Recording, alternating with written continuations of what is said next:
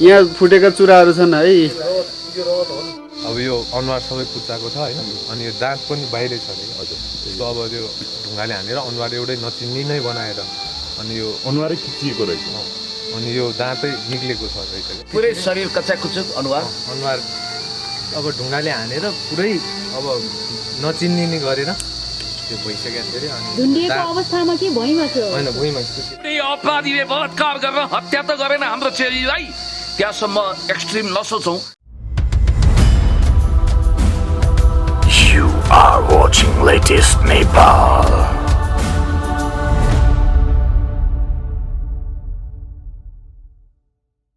दर्शकहरू स्वागत छ। यतिखेर म राजधानी काठमाडौँको यो दक्षिणकाली 1 नम्बर पार्कमा आइपुगेको छु।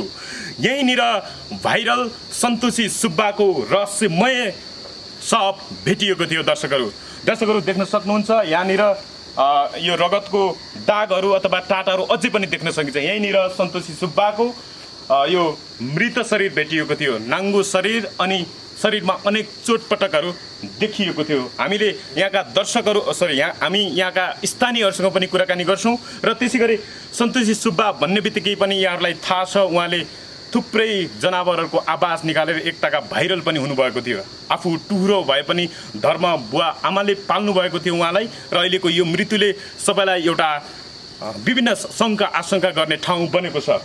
ल यहाँ एकछिन अलिकति क्यामेरा अगाडि बढाइदिनु होला। यहीँनिर चाहिँ सन्तोषी सुब्बाको रहस्यमय शव भेटिएको थियो। यहाँ उनी चाहिँ भन्नाले नग्न शरीर, त्यो एक पिस कपडा लगाइएको भनेर हामीले बुझेका छौँ, र शरीरमा अनेक चोटपटकहरू, दाँत फुक्लिएको, शरीरका विभिन्न भागहरू चोटपटक लागेको भन्ने कुरा आएको छ। हामी केही स्थानीय यहाँका एकजना स्थानीयसँग पनि बुझ्छौँ। तपाईँ जस्तो यहीँनिर सन्तोषी सुब्बा जो चाहिँ एकदमै भाइरल हुनुभएको थियो, 60-65 भन्दा बढी जनावरहरूको आवाज निकालेर एकदमै भाइरल हुनुभएको थियो, उहाँको चाहिँ मृत शरीर यहाँ देखियो होइन। तपाईँले चाहिँ कति बेला थाहा पाउनुभयो, कस्तो अवस्थामा हुनुहुन्थ्यो तपाईँले थाहा पाउनु? अब त्यही हो, मैले थाहा पाएको चाहिँ त्यही 11:30 बजीतिर हो। हजुर हजुर। अनि यहीँ अब अरू त आइसकेको थियो, अनि यहाँ म आउँदाखेरि चाहिँ यति चाहिँ सिल गरिसकेको थिएँ होइन। अनि प्रहरीहरू पनि यहीँ थियो, अनि माथि चाहिँ त्यो 30-40 जना चाहिँ त्यहाँ अब हेर्न आउने यहीँ टोलको मान्छेहरू। तपाईँले देख्नुभयो कि देख्नु भएन?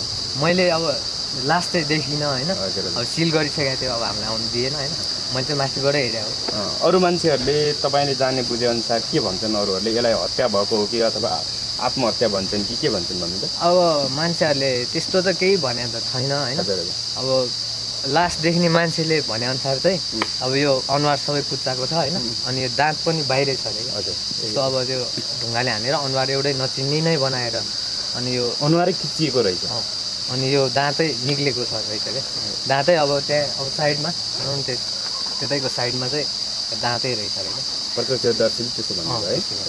भनेपछि तपाईँलाई चाहिँ के लाग्छ त यसो भनिरहँदा यो हत्या नै भएको भन्ने आधारहरू छन् कि अथवा के लाग्यो तपाईँलाई? त्यो त अब हत्या त हत्या नै हो होइन। अब हत्या नभए भए त यार त्यसरी ढुङ्गाले हान्नुपर्ने जरुरतै हुँदैन थियो। अब मरेको भनेको यत्तिकै मरिन्थ्यो कि या त अब होइन, हुन्छ नि त।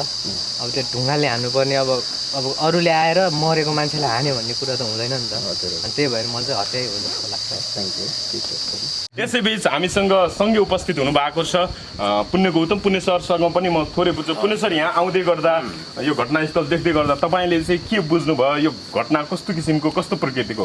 यो घटना निकै रहस्यपूर्ण छ। हजुर हजुर। विभत्स किसिमको लास भेटिएको जो घटनाको प्रकृति बारे तपाईँले बयान गर्नुभयो, या रगतको टाटा भनेर हामीले देखिरहेका छौँ, र चुराहरू पुरै फुटेको छ, र यही बाथरुम, यही टोयलेट जो दुर्गन्धित छ, यहाँ ल्याएर तपाईँले भने जस्तै अर्धनग्न लास जो दाँतहरू झरेका थिए, अनुहार कचाककुचुक थियो, र यो हिसाबले बिचरा त्यो सन्तोषी बहिनी एकदमै प्रतिभाशाली हुनुहुन्थ्यो। चराचुरुङ्गीको आवाज, कोइली, काग जम्मैको दुरुस्तै निकाल्नुहुन्थ्यो, र तित्राको पनि निकाल्नुहुन्थ्यो, र उहाँको शव भेटिएपछि हामी स्तब्ध भएका छौँ। जस्तो परिवारको कुरा सुन्दा झन्डै 3 गते जेठको, हजुर हो, जेठ हो कि असार?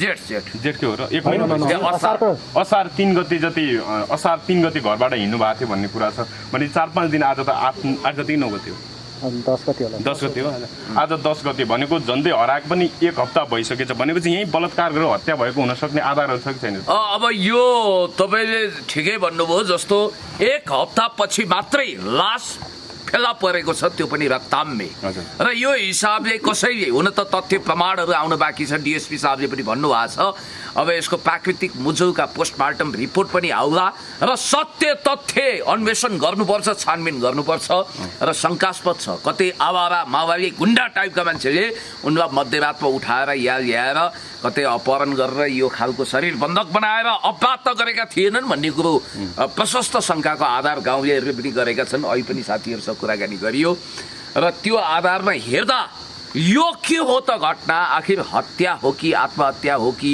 उनको लास भेटिएको छ, रक्त मुछिल रक्त रञ्जित लास भेटिएको छ। म नेपाल प्रहरीलाई भन्न चाहन्छु, छिटोभन्दा छिटो त्यो अनाथ जसको बुवा आमा कहाँ हुनुहुन्थ्यो कसैलाई केही थाहा छैन, बिचरी धर्म पिताले लालन पालन गरेको त्यो नानी जो कालो पुल बस्नुहुन्थ्यो र यहाँ धेरै किलोमिटर यता दक्षिणकाली यो काठमाडौँको सीमान्त क्षेत्रमा जो लास फेला परेको छ 1 नम्बर पार्कमा, अहिले त्यसको पोस्टमार्टम रिपोर्ट आउला र कीर्तिपुरको डिएसपी साहबसँग पनि मैले भनेको छु दुधको दुध पानीको पानी छुट्टिनुपर्छ भनेर। हामी उनको लागि बोलिदिने कोही भएनन् भने पनि म पुण्य गौतम लगायत हामी सबै बोल्नेछौँ र निष्पक्ष न्याय चाहियो भनेर हामी भन्छौँ। जस्तो नि पुण्य सर, अहिले यस्ता महिलामाथि अनेक हिंसाहरू, बलात्कारका घटनाहरू, होइन हिंसाका घटनाहरू बढिरहेछन्। यो पनि अर्को एउटा प्रतिनिधि घटना हो। सविता भण्डारीको केसमा पनि अहिले पनि आवाज उठिरहेको छ, अदालतमा विचाराधीन मुद्दा भनेको छ। यसरी घटना घट्नुको पछाडि के कारण हुनसक्छ, किन होला भन्ने होइन, सामाजिक रूपमा शान्ति सुव्यवस्था खलबलिएको छ, मान्छे हिंसक भएका छन्, अराजक भएका छन् र मान्छेहरूले मानवीय संवेदना गुमाउँदै। तपाईँ यति अनुमान गर्नु न, किन मान्छे हत्यारा हुन्छन् क्या? किन मान्छे यस ढङ्गले पागल भएर मान्छेमाथि जाइ लाग्छन् भन्ने कुरोको चाहिँ एउटा मनोवैज्ञानिक र समाजशास्त्रीय अध्ययन गर्नुपर्छ। यद्यपि जस्तो ठाउँमा म आफै एउटा मिडियामा स्टार वक्ताको रूपमा आएदेखि कैयौँ घटनाको विषयमा मैले बोलेको छु र प्रत्येकचोटि भनेको छु, चाहे पत्थरी घटना भनौँ, चाहे रिना बस्नेत हत्याकाण्डको कुरा गरौँ, चाहे अञ्जलीको हत्याकाण्डको कुरो गरौँ, हरेकचोटि मैले के भनेको छु भने अबदेखि आइन्दा यस्तो घटना नघटोस्। तर फेरि आएर यो संयोग पनि के भने विनयजङ बस्नेतजीले गरेको कार्यक्रममा हामीसँगै जानुहुने त्यो बहिनी, एउटै फिल्ममा देखा परेको बहिनीको हत्या भएको छ। भोलि हाम्रा अरू साथीहरूलाई के होला? असुरक्षा बोध भयो। त्यसकारण शान्ति सुरक्षा चाहिएको छ, हरेक नागरिकको जीवधन सुरक्षा हुनुपर्छ भन्ने मान्यता हामीलाई। पुलिसले सिल गरिसकेको छ भन्नाले कति बजे आएको थियो? त्यो 11 बजे 11:30 त्यस्तै हो। भनेपछि यो रक्ताम्मे यो रगतको टाटो जो छ नि तपाईँले देख्नुभयो, भनेपछि तपाईँले लासै आफैले देख्नुभयो कि भएन? मैले देखेको छैन। अनि दाँतहरू पुरै छरिएको भन्नुहुन्छ? त्यो होइन, मैले चाहिँ त्यो अब यहाँ फर्स्ट आउने मान्छेले चाहिँ अघि मैले भेटेको थिएँ, अनि उसले चाहिँ त्यस्तो भनेको थियो क्या। ऊ चाहिँ अब कस्तो भने यहीँनिर हो क्या, उसको पसलै छ। जो मान्छेले त्यो लास आफ्नै आँखाले देख्यो उसले के भन्यो तपाईँलाई ठ्याक्कै? यस्तो अब लगभग अन्दाजे वर्ष चाहिँ अब उसले भने अनुसारले चाहिँ 25 देखि मासतिर होला भनेर भन्छ होइन। अनि 1 पिस लगाएको थियो अरे, अनि अब माथि नै थियो अरे कि भन्नाले अर्धनग्न, आदि शरीर आदि कपडाले ढाकिएको, आदि त्यत्तिकै खुल्ला, त्यति अनि पुरै शरीर कच्चाकुचुक अनुहार अब ढुङ्गाले हानेर पुरै अब नचिन्ने गरेर त्यो भइसकेको थियो अरे। अनि झुन्डिएको अवस्थामा कि भुइँमा थियो? होइन, भुइँमा सुतिरहेको अवस्था। भुइँमा यो यही टोयलेट यही। अब त्यो थाहा पाएर आउँदाखेरि चाहिँ अनि त्यो अब कुकुर पनि थियो अरे यहाँ होइन, आउँदाखेरि त्यो कुकुरले रगत पनि चाटिरहेको थियो। भनेपछि यहाँको स्थानीय बासिन्दाहरूले चाहिँ यसलाई हत्या भन्छन् कि आत्महत्या भन्छन् कि के भन्छन्? अब त्यो त्यस्तो अहिलेसम्म अब यतातिर कुरा चाहिँ त्यस्तो भएको छैन होइन। बाहिरी कुरा चाहिँ अब सुनेको छैन। अब म त्यहीँ काम गर्छु होइन, म काममै हुन्छु। अब बाहिर त्यस्तो कुरा चाहिँ तपाईँको घर यहीँ माथि हो? होइन, उहाँको वर्कसप चाहिँ माथि रे। ए वर्कसप। नाम चाहिँ के हो तपाईँको? मेरो नवीन तामाङ। र म पुण्य गौतम हुँ होइन। अब यहाँ चाहिँ हामी यो सुनिसकेपछि सन्तोषी लिम्बू जो आफैमा एउटा सन्तोषी सुब्बा एकदम प्रतिभाशाली बहिनी हुनुहुन्थ्यो र एकचोटि विनयजङ बस्नेतजीले गरेको त्यहाँ एउटा प्रोग्राममा म विशेष अतिथि थिएँ र बहिनी त्यहाँ चराको आवाज निकाल्दै कुहु कुहु भन्दै कहिले कुखुरा कराउने, कहिले चराको अरू आवाज निकाल्ने एकदम अद्वितीय प्रतिभा। 2-3टा दाँत अगाडि फोकिएको थियो उहाँको। मलाई अहिले पनि सम्झना हुन्छ त्यो तिहार ताकाको भिडियो हेर्दा पनि तपाईँहरूले कतिपय साथीहरूले कैद गर्नुभएको थियो, तपाईँ पनि जानुभएको थियो। र त्यो बहिनी पहिला भाग्य भाइहरूले पनि भाइरल गराएको, तपाईँहरूले पनि भाइरल गराएको बहिनी हो। बडो गजब स्वभावको, एकदम राम्रो स्वभावको, मिजासिलो हुनुहुन्थ्यो बिचरा।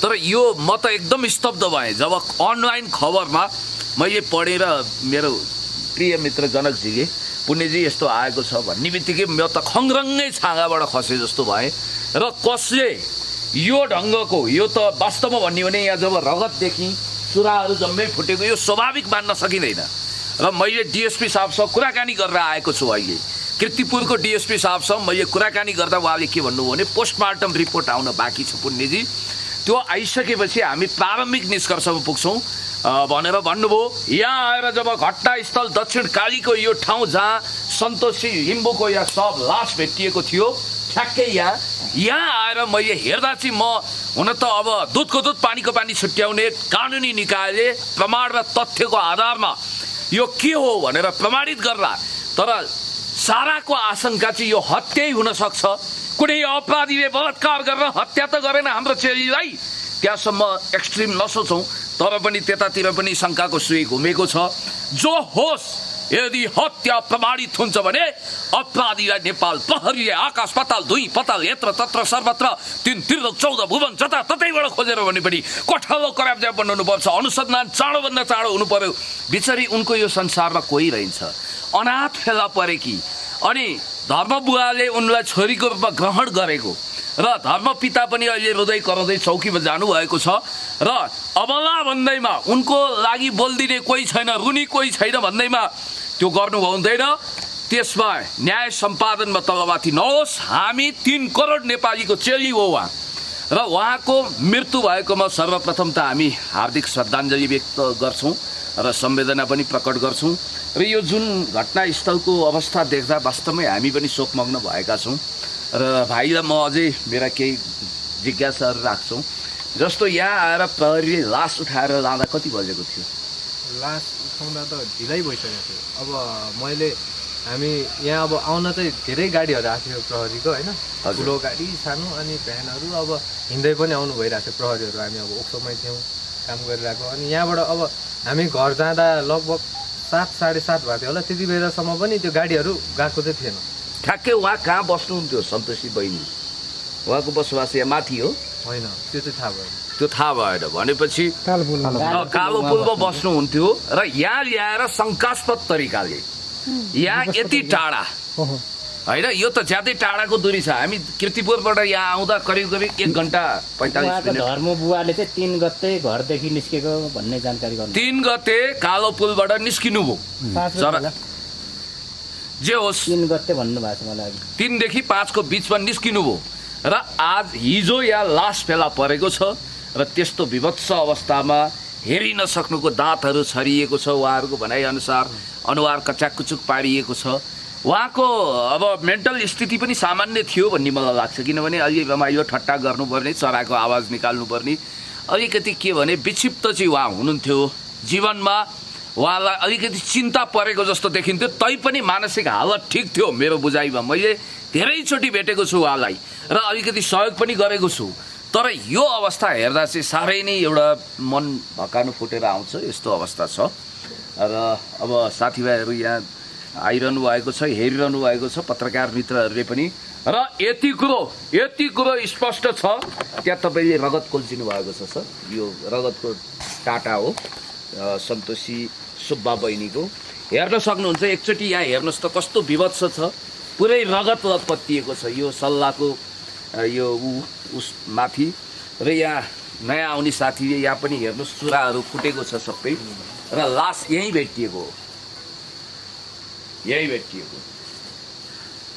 र यो अवस्था हेर्दाखेरि हामी के नतिजामा पुग्छौँ त हामीले के निष्कर्ष निकाल्न सक्छौँ त लास्ट चाहिँ पोलिटिकल अवस्थामा भेटियो भन्नु होइन पोइन्ट टु बी नोटेड अब अलिकति छलफल गरेर हामी उ गरौँ भाइसँग पनि म केही जिज्ञासा राख्छु जस्तो अलि अर्धनग्न अवस्थामा भेटिएको प्रत्यक्ष देख्ने को छ ल अलिकति बताइदिनुहोस् भेट्न त सक्छौँ होला सक्नुहुन्छ प्रत्यक्ष देख्ने मान्छे उहाँसँग कारणले सर हामीले अलि भेट्न सक्छौँ ल हामी प्रत्यक्ष लास देख्नेहरूसँग पनि कुराकानी गर्छौँ अहिले इन्ट्रो चाहिँ गरौँ तपाईँ जस्तो यहीँनिर सन्तोषी सुब्बा जो चाहिँ एकदमै भाइरल हुनुभएको थियो 65 भन्दा बढी जनावरहरूको आवाज निकालेर एकदमै भाइरल हुनुभएको थियो उहाँको चाहिँ मृत शरीर यहाँ देखियो होइन तपाईँले चाहिँ कति बेला थाहा पाउनुभयो कस्तो अवस्था हुनुहुन्थ्यो तपाईँले थाहा पाउनु अब त्यही हो मैले थाहा पाएको चाहिँ त्यही 11:30 बजीतिर हो हजुर हजुर अनि यहीँ अब अरू त आइसकेको थियो अनि यहाँ म आउँदाखेरि चाहिँ यति चाहिँ सिल गरिसकेको थिएँ होइन अनि प्रहरीहरू पनि यहीँ थियो अनि माथि चाहिँ त्यो 30-40जना चाहिँ त्यहाँ अब हेर्न आउने यही टोलको मान्छेहरू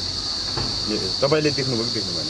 मैले अब लास्ट चाहिँ देखिनँ होइन अब सिल गरिसकेको थियो अब हामीलाई आउनु दिएन होइन मैले चाहिँ माथिबाटै हेरेको हो अरू मान्छेहरूले तपाईँले जाने बुझेअनुसार के भन्छन् अरूहरूले यसलाई हत्या भएको हो कि अथवा आत्महत्या भन्छन् कि के भन्छन् भन्नु त? अब मान्छेहरूले त्यस्तो त केही भने त छैन होइन अब लास्ट देख्ने मान्छेले भनेअनुसार चाहिँ अब यो अनुहार सबै कुच्चाएको छ होइन अनि यो दाँत पनि बाहिरै छ अरे हजुर त्यस्तो अब त्यो ढुङ्गाले हानेर अनुहार एउटै नचिन्ने नै बनाएर अनि यो अनुहारै खिचिएको रहेछ।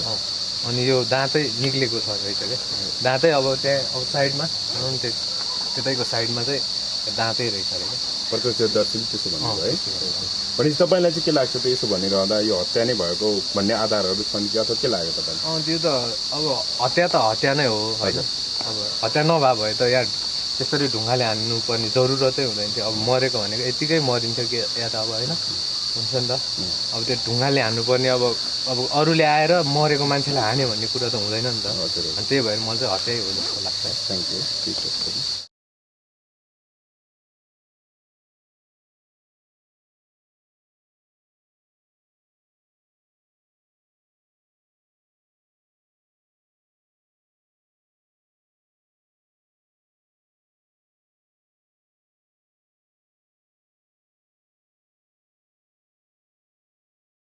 भाइरल हुनुभएको थियो मृत शरीर यहीँ भेटिएको